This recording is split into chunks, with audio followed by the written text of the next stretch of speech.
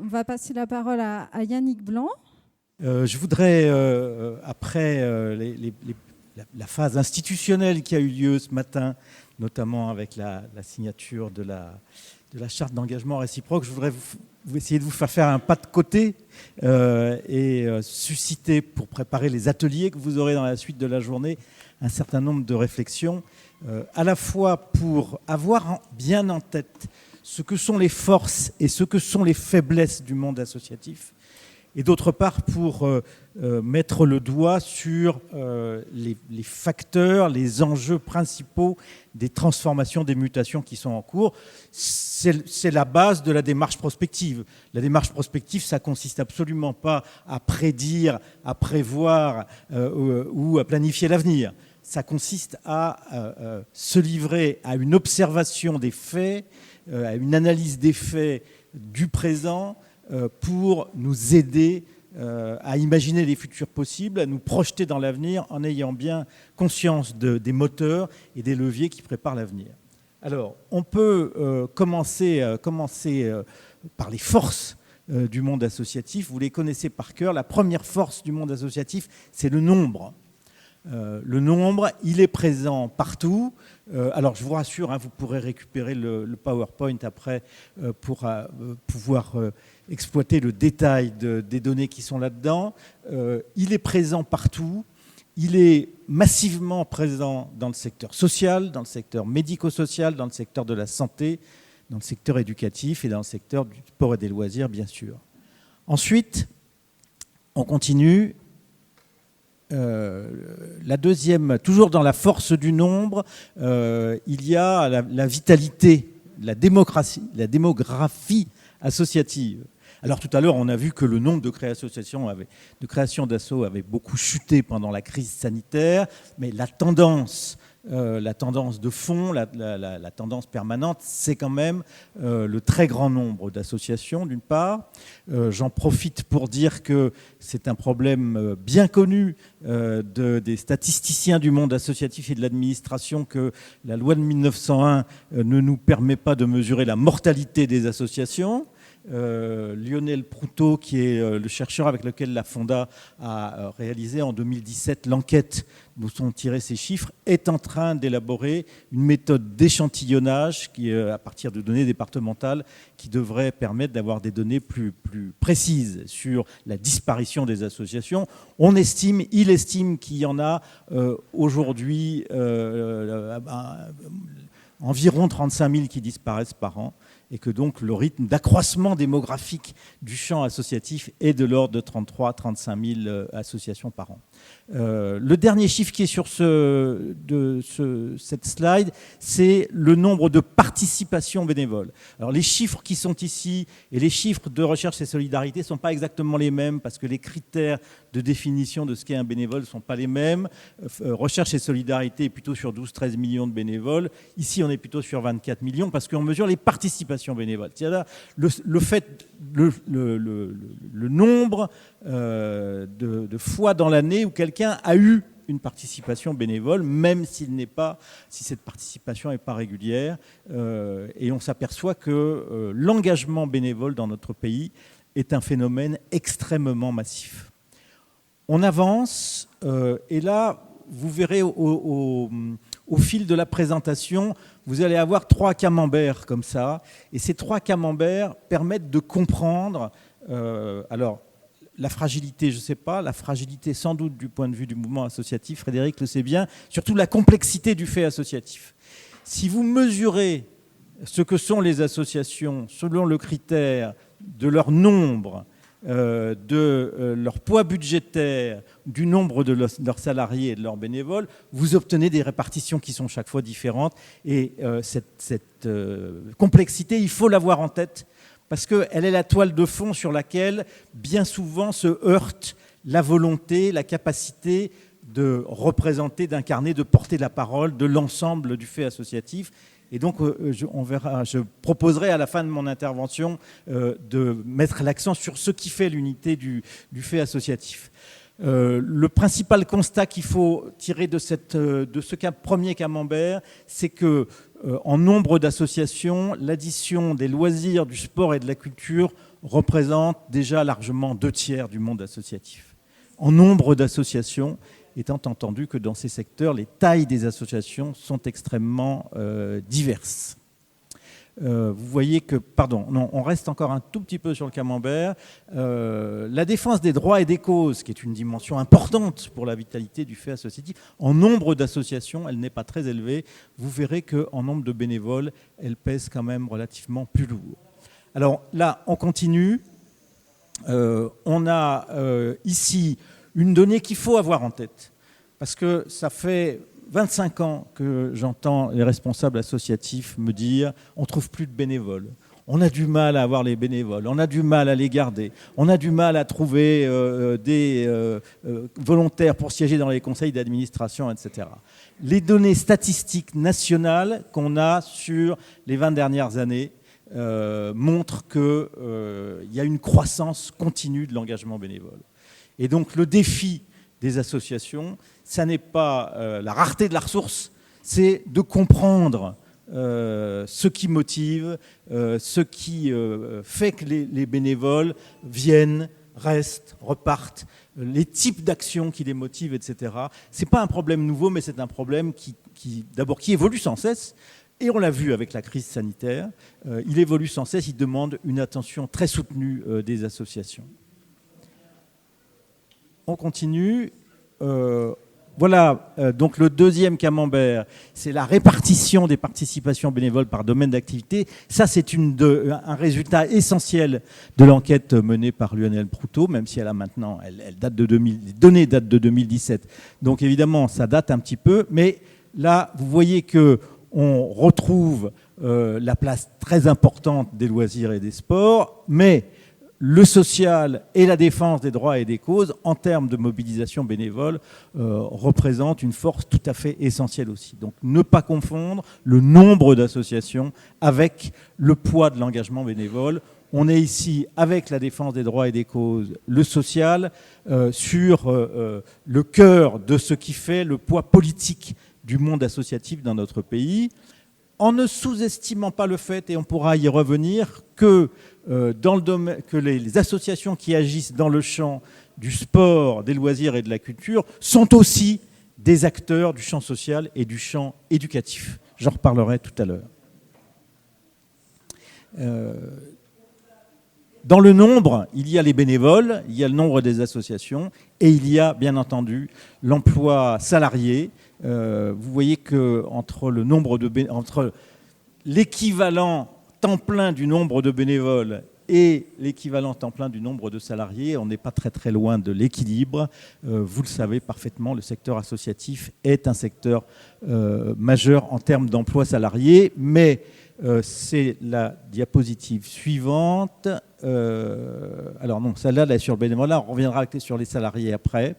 Sur le bénévolat, il y a et ça peut être un des facteurs de perception de la difficulté. 80% du volume total de l'engagement bénévole, du nombre d'heures, est assuré par un tiers des bénévoles. Vous voyez que plus de la moitié des participations bénévoles sont occasionnelles. Alors ça, en soi, ce n'est pas un facteur de faiblesse.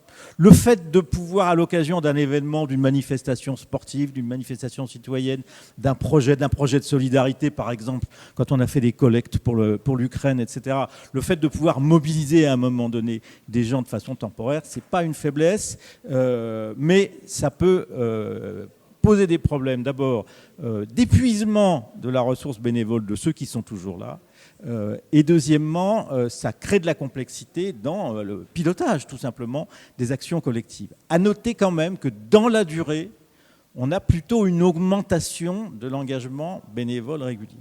Voilà. Les données sur l'engagement bénévole sont vraiment complexes à analyser parce que, d'abord, selon l'horizon de temps sur lequel on les analyse, si on regarde les tendances longues ou si on regarde les variations conjoncturelles, on n'a pas du tout les mêmes résultats. Et donc, pendant la crise sanitaire, les variations conjoncturelles ont été extrêmement vives et par conséquent, on a pu avoir l'impression d'un affaiblissement du bénévolat. Donc, on va attendre les chiffres 2022 pour voir s'il y a eu un effet durable de cette crise. Et deuxièmement, vous voyez que la répartition de l'engagement bénévole est assez complexe à analyser. Dernier chiffre, les seniors donnent en moyenne 130 heures par an et les 18-54 ans, donc à la fois les jeunes et les adultes, donnent 81 heures. Ce sont des chiffres qui sont de simple bon sens en termes de temps disponible par rapport à la vie familiale et à la vie professionnelle. On continue avec une autre donnée que vous connaissez bien, le bénévolat de gouvernance, donc la part des bénévoles participant au conseil d'administration, aux organes de gouvernance des associations, reste très sélective selon l'origine sociale, selon le niveau de diplôme. Vous avez les chiffres ici. Et la sélection est encore plus sévère au niveau des fonctions de président, où on est loin de la parité. On n'est pas très loin de l'objectif qui a été assigné au conseil d'administration des entreprises, puisqu'on est à 38% de femmes présidentes et que l'objectif fixé, non pas au président, mais au conseil d'administration des entreprises, des grandes entreprises, c'est 40%. Donc on a quand même franchement un train d'avance. Mais vous voyez qu'en termes de niveau de diplôme, il y a évidemment, en termes de compétences, il y a une très grande disproportion. Le chiffre des retraités n'est à mes yeux pas problématique.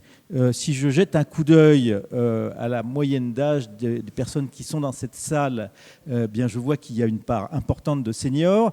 Un des faits les moins bien compris et pourtant les plus structurants du vieillissement démographique de nos sociétés, ça n'est pas tant le nombre de personnes de très grand âge ayant des problèmes de dépendance, c'est un problème important, bien sûr, mais l'autre impact, c'est l'allongement du cycle de vie. Et le fait que des personnes qui, jusqu'à il y a 2 ou 3 décennies, étaient considérées comme inactives dans la société, c'est-à-dire les personnes qui avaient terminé leur vie professionnelle, étaient classées dans les inactifs. Aujourd'hui, la vie professionnelle dure moins longtemps, soit parce qu'on part à la retraite plus tôt, soit parce qu'on n'a plus d'emploi à partir de 55 ans, mais la population âgée de 50 à 75 ans est beaucoup plus active dans la société. Ce phénomène-là, ce phénomène de transformation du cycle de vie est mal analysé et n'est pas du tout intégré dans la façon dont nous gérons un certain nombre de nos institutions de prévoyance, de retraite et de santé. On continue sur les tendances. Une tendance donc à la hausse de l'engagement bénévole et ils sont une deuxième tendance qui est sur le fait que les bénévoles se concentrent sur les services bénévoles. On devient bénévole pour faire quelque chose, pour agir, pas seulement pour appartenir à une organisation, de moins en moins pour appartenir à une organisation, de plus en plus pour être dans l'action. Et la constance de la concentration du volume de bénévolat sur une minorité de bénévoles. Alors, on en vient à l'emploi salarié. Les chiffres d'abord, sur le nombre d'emplois associatifs. On passe rapidement. On peut ensuite voir le troisième camembert. Vous pourrez les comparer les trois. Répartition des emplois selon les secteurs. Et là, vous avez le social, la santé, l'humanitaire, qui représentent largement 2 tiers des emplois. Donc le décalage, vous voyez, décalage entre nombre d'associations, poids, répartition du bénévolat, répartition du salariat est un facteur clé de la complexité du monde associatif. Il ne faut pas le sous-estimer parce que quand on va devoir plaider pour la place des associations, on ne parlera pas toujours de la même chose entre les associations de ces différents secteurs. L'emploi dans les associations, il est marqué par sa répartition sectorielle et notamment par le poids du secteur social où l'emploi féminin est prépondérant et c'est également un emploi vieillissant. On entre dans une période de fort renouvellement de l'emploi, notamment dans le secteur social, médico-social, sanitaire, éducatif. Et comme chacun le sait désormais, il y a dans ces secteurs une crise de recrutement qui est absolument aiguë. L'acuité de la crise est certes due au problème de niveau des salaires, au problème de conditions de travail. Tout ça est largement illustré par la presse. Mais l'acuité du problème est aussi due à la conjoncture démographique dans laquelle nous nous trouvons. C'est parce qu'on est dans un moment de très fort renouvellement que les problèmes se multiplient. C'est parce que les salaires sont insuffisants, parce que dans un certain nombre d'endroits, notamment à l'hôpital, les conditions de travail sont de plus en plus difficiles. Et c'est aussi parce que, avec le changement de génération, il y a des changements d'aspiration sur la vie au travail, sur les modes de vie, sur l'équilibre entre vie professionnelle et vie privée. Tous ces phénomènes se conjuguent et nous mettent aujourd'hui dans une situation particulièrement difficile dans bon nombre de structures associatives, comme dans les services publics. Ici, alors il y a une coquille sur ce camembert. La part en vert, là, c'est pas 50 000 euros, c'est 500 000 euros et plus. C'est le poids relatif, le poids budgétaire relatif des associations par taille. Et donc vous voyez que les très grandes associations, et notamment celles du secteur médico-social, se taillent la part du lion dans le poids budgétaire, alors que les petites associations, qui sont pourtant de loin les plus nombreuses et qui mobilisent le plus grand nombre de bénévoles, ne pèsent que très très peu dans la répartition budgétaire. Les intérêts défendus par les différentes catégories d'associations peuvent être donc en très forte tension, notamment dans la question des modes de financement. Les problèmes posés par les modes de financement privés et publics sont extraordinairement différents d'un type d'association à l'autre. Ce chiffre-là, vous le connaissez, la baisse constante du financement public, il est maintenant bien documenté. On va avancer à la slide suivante parce qu'elle est encore plus éloquente. La donnée qu'il faut en retenir, il y a deux données qu'il faut en retenir. La première, c'est que le financement public des associations est passé de la subvention à la commande publique, et ça n'est évidemment pas du tout la même chose. Et la deuxième, c'est peut-être la plus importante, c'est que désormais, ce sont les usagers des associations qui assurent la plus grande part de leur financement.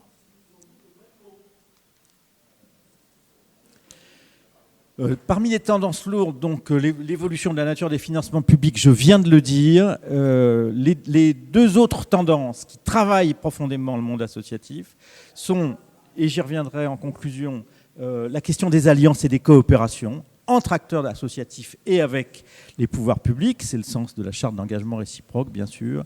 Et l'autre facteur qui travaille beaucoup le modèle associatif, c'est la porosité de plus en plus grande entre l'économique et le social.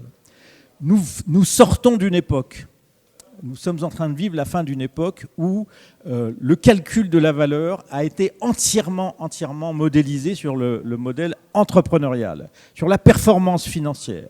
On le sait dans le monde associatif et on le sait bien aussi dans le service public. Et on est en train d'arriver à un moment où les acteurs économiques eux-mêmes, les acteurs publics et les acteurs économiques eux-mêmes, commencent à réaliser que l'activité sociale a une valeur, qu'elle est créatrice de valeur. Alors dans le monde de l'entreprise, ça donne lieu au développement de la RSE, à la création des entreprises à mission, à tout un discours que les entreprises commencent à tenir sur leur contribution à la création de valeur sociale. Pour l'instant, plus de discours que d'actes, mais enfin, c'est un changement de vision du monde qui commence à pénétrer le monde des entreprises. Et dans le monde associatif, j'en parlerai pas beaucoup aujourd'hui, mais c'est quand même un problème clé. Ça impose de changer de vision sur la façon dont les acteurs associatifs considèrent et mesurent leur contribution spécifique à la création de valeur sociale. La question de la création de valeur sociale, comme la question de la valeur écologique, des ressources disponibles, de la protection du patrimoine écologique, sont en train de se poser de façon massive. C'est un enjeu clé pour les acteurs associatifs que de comprendre, de mesurer, de repérer où est leur place dans la création de valeur sociale.